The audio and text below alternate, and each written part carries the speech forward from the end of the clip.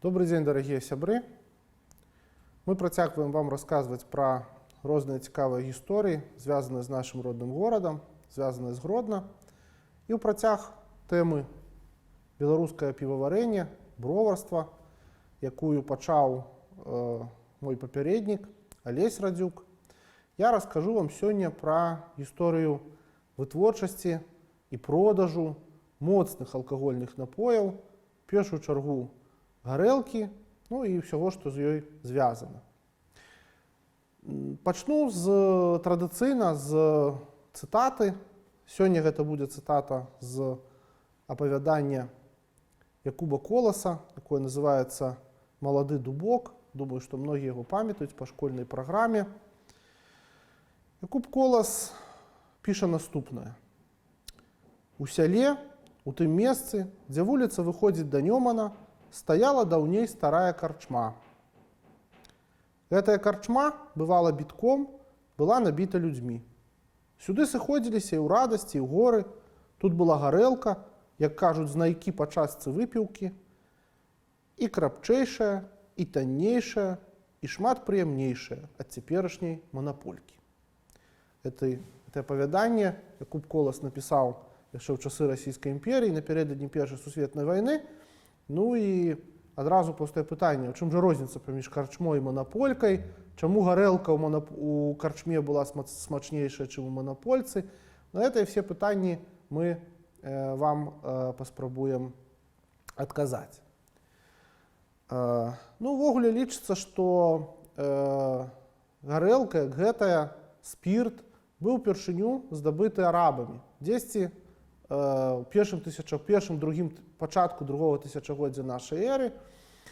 І гэтае дзіўнае рэчыва, яно стала настолькі папулярным у тыя часы не для піцця, але для лячэння ў першую чаргу, што яго называлі аквавіта, вада жыцця. Зразумела, бо гарэлка была адзіным на той час антысептыкам, ёй прамывалі раны, гэта вельмі добра дапамагала. Гарэлка суцішала зубны боль, лічылася, што нават дапамагае ад такіх страшных захворванняў, як чума. Хаця, канешне, гэта неправда, але, тым не менш, у першую чаргу гарэлку ў сярэднявеччы цанілі не за яе, скажем так, здольнасцю ўздзейнічаць на арганізм адпаведным чынам, але ў першую чаргу як лячэбны сродак. Менавіта таму і ў польскай мове, і ў рускай мове слова водка альбо вудка, зразумела, што гэта крыху змененае слова вада, абазначала ў першую чаргу лек. Гэта значыцца, калі мы глядзім у польскамоўныя кнігі, там 16 стагоддзя, то пад словам вудка мы разумеем у першую чаргу настойкі на розных зёлах, і гэта ў першую чаргу тое, пры дапамозе чаго людзі лячыліся. Тое самае, дарэчы, было і на нашых землях, таму што галоўнымі алкагольнымі напоямі для беларусаў, для жыхароў Вялікае княства Літоўскае былі піва, пітны мёд і, канешне, ўжо там з 17 стагоддзя, з канца 16 стагоддзя гэта было віно. Пра гарэлку зналі вельмі мала. Ну і можна, дарэчы, і трэба расказаць аб тым, чаму ўсё-такі беларускае слова гарэлка або украінская горілка адрозніваецца ад расійскае слова водка або польская вудка. Хаця палякі таксама ўжываюць слова гожава, гожаўка. Дарэчы, путаюцца, не ведаюць аб сапраўдным сэнсе паходжання гэтага слова, кажучы аб тым, што гожаўка – это ад слова гошкі, гэта значыцца горкі. Насамрэч, гэта абсалютна не так. Слова гарэлка, яно паходзіць ад слова гарэць. І гэта скарочаная беларуская, украінская, зноў жа польская версія слова гарэлае віно або палёнае віно. Што гэта значыць? Гэта менавіта такая была назва вось гэтага алкагольнага напою на нашых землях у часы сярэднявечча. Напрыклад, адна з першых згадак гарэлкі на Гродзеншчыне, гарэлага віна або палёнага віна, адносіцца да пачатку 16 стагоддзя, калі Ваўкавыск атрымаў магдыбургскае права, і сярод іншых прывілеяў Ваўкавыск атрымаў права вытворчасці вось гэтага палёнага віна. Таму, калі мы гаворым, што гродзенцы, жыхары Гродна, сяляне пілі віно, то мы разумеем у першую чаргу не тое віно, пра якое мы гаворым сёння, а вось гарэлку. Гарэлае віно, палёнае віно, якое в польскай мове сёння называецца вудка, у рускай мове называецца водка. Я, дарэчы, скажу, што паміж водкай і гарэлкай ёсць вельмі вялікая розніца, але аб гэтым, напэўна, крышачку пазней. Чаму і калі беларусы, гродзенцы пачалі масава ўжываць гарэлку? У 16 стагоддзі вытворчасць гарэлкі на продаж, піццё гарэлкі было абсалютна невыгаднай справай. Каб выгнаць дзесьці 0,7 літра гарэлкі, трэба было перапрацаваць да 10 кілаграмаў збожжа. З фінансавай кропкі погляду гэта было абсалютна невыгадна, таму што збожжа тады дорага каштавала, яго прадавалі на захад у вялікіх колькасцях. І гарэлка ад аднаго перагону она была дастаткова слабая, 25-30 градусаў, і таму, канешне, яе ўжывалі і рабілі вельмі-вельмі мала. Дарэчы, паглядзіце вось акурат на гэта 18 стагоддзя малюнак з выявай такога традыцыйнага перагоннага куба, з якога выдабываецца гарэлка. Вось гэта, як я ўжо сказаў, 25-30%. Канешне, праз нейкі час людзі навучыліся, уже это 19 стагоддзя схема, навучыліся гарэлку пераганяць 2-3 разы. Яна станавілася все мацнейшая і мацнейшая пры дапамозе гэтых перагонных кубоў. Іх яшчэ называлі алембікі. Это лацінскае слово алембікус, это вот таксама назва перагоннага куба. Але все роўна больш за 60-70 градусаў у перагонным кубе гарэлку зрабіць было проста немагчыма мацнейшую. Вытворчасць гарэлкі масавая, і самае галоўнае спажыванне масавае на нашых землях пачалося з другой паловы 17 стагоддзя. Гэта было звязана з некалькімі вельмі важнымі акалічнасцямі. Першая важная акалічнасць была ў тым, што кошты на збожжа на захадзе ўпалі, і продаж таварнага збожжа на захад яна перастала прыносіць прывілеяванаму саслоўю такія вялікія прыбыткі, як прыносіла раней. Збожжа трэба было выкарыстоўваць у нейкіх іншых мэтах.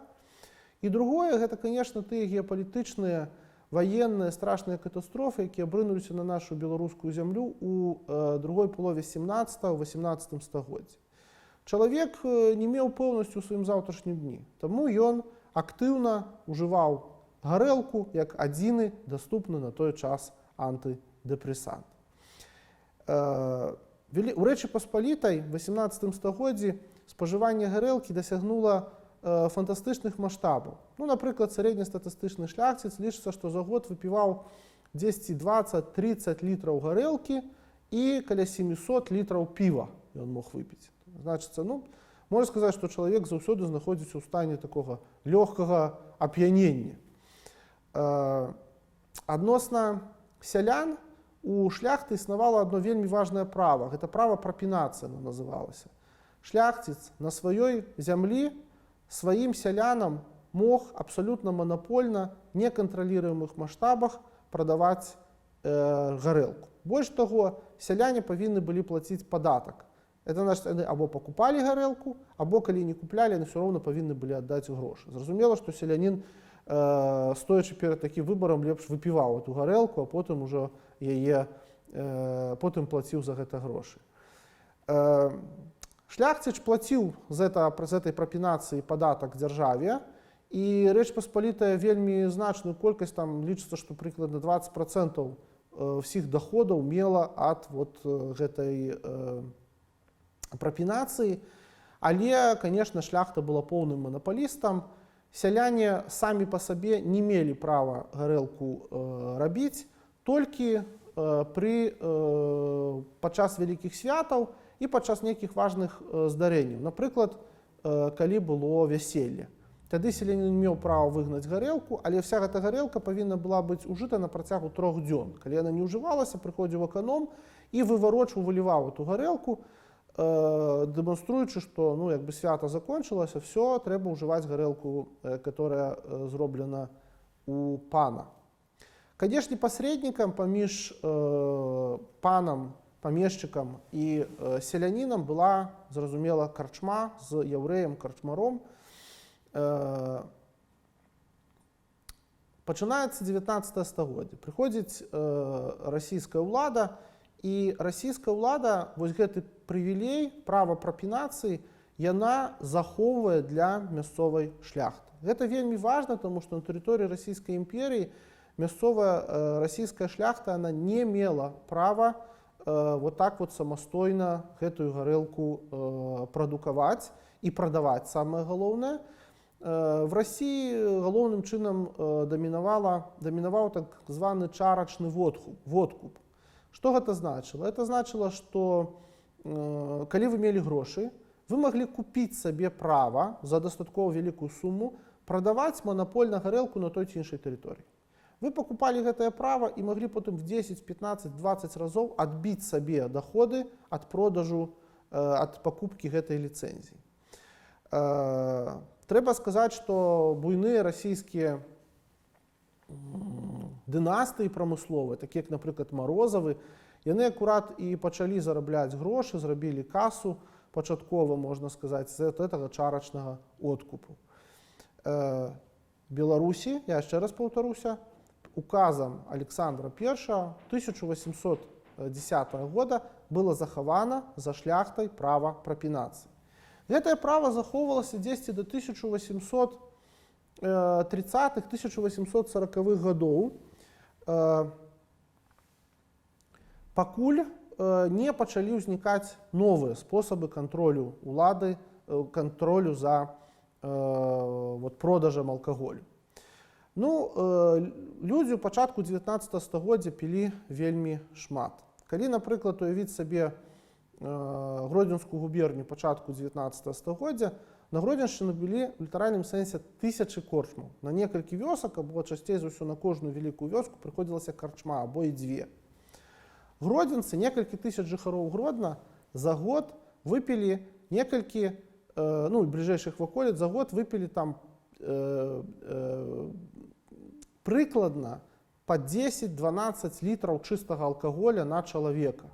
Гэта вельмі шмат.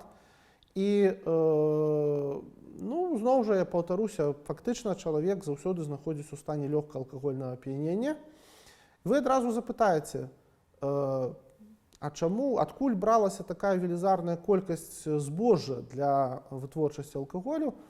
І, канешне, тут адразу трэба сказаць, што ў 1820-30-х гадах у тых, хто алкаголь рабіў, з'явілася вельмі добрая магчымасць рабіць гэта алкаголю больш. І крыніцай гэтага была бульба. У нас традыцыйна любяць гаварыць, што бульбу прывёз Пётр I у нашыя землі. Нашыя землі да Петра I у тыя часы, на шчасце, не мелі абсалютна ніякае дачынення, апрача таго, што ён тут ваяваў. Бульбу, хутчэй за ўсё, завезлі на Гродзеншчыну ў часы Антонія Тызенгауза, але тады это была такая маргінальная агародная культура. Пра бульбу можна расказваць многа. Галоўнае тое, што сэнс і значэнне гаспадарчай бульбы зразумелі ў першую чаргу памешчыкі. І было гэта ў 1820-30-х гадах пасля вайны 1712 года. Яны зразумелі, што бульба вельмі шмат дае выхаду алкаголя. Это значит, што з гарэлкі бульбу гнаць намнога зручней, намнога выгадней, чым са збожжа. Тады пачалося масавае распаўсюджанне бульбы, а потым ужо далучыліся сяляне, і таксама бульбу пачалі вырошчваць. Таму што беларусы бульбашамі сталі параўнаўча нядаўна, менш за 200 гадоў таму. Памешчыкі настолькі актыўна спажывалі все, што маглі для вытворчасці збожжа, для вытворчасці алкаголю, гарэлкі, што ў 1840-х гадах яўрэйскія грамады ваколіц Гродна нават звярталіся да ўладаў з просьбай спыніць вытворчасць алкаголю памешчыкамі, бо памешчыкі всю бульбу пускалі на алкаголь, і перад яўрэйскімі грамадамі паўстала пытанне пагрозы голаду. Дарэчы, памешчыкі вельмі цікава апраўдваліся. Яны казалі, што не, вінакурэнне нам не прыносіць ніякай карысці, нам не прыносіць ніякай доходу. Мы гэта все робім дзеля таго, каб бардой, это значыць адходамі ад вытворчасці, карміць жывёлу. Таму што жывёла наша ўпадзе, а мы все-таки гаспадаркай займаемся. Это была такая цікавая казуістыка, але мы адразу бачым, як вытворчасць гарэлкі ўплывала на всю гаспадарку Беларусі і Гродзеншчыны. Гарэлка – гэта спажыванне, людзі яе спажываюць. Гарэлка – гэта бульбаводства. Гарэлка – гэта развіццё жывёлагадоўлі. І гэта таксама экспарт. Не будзем ударацца ў гэтую сферу, падрабязна расказваць пра гэта, але можна сказаць, што гарэлка ўваходзіла в десятак, нават можна сказаць, в 10 самых папулярных і важных тавараў, которые на экспорт вывозілі з Гродзеншчыны, на віцінах везлі на Балтыку.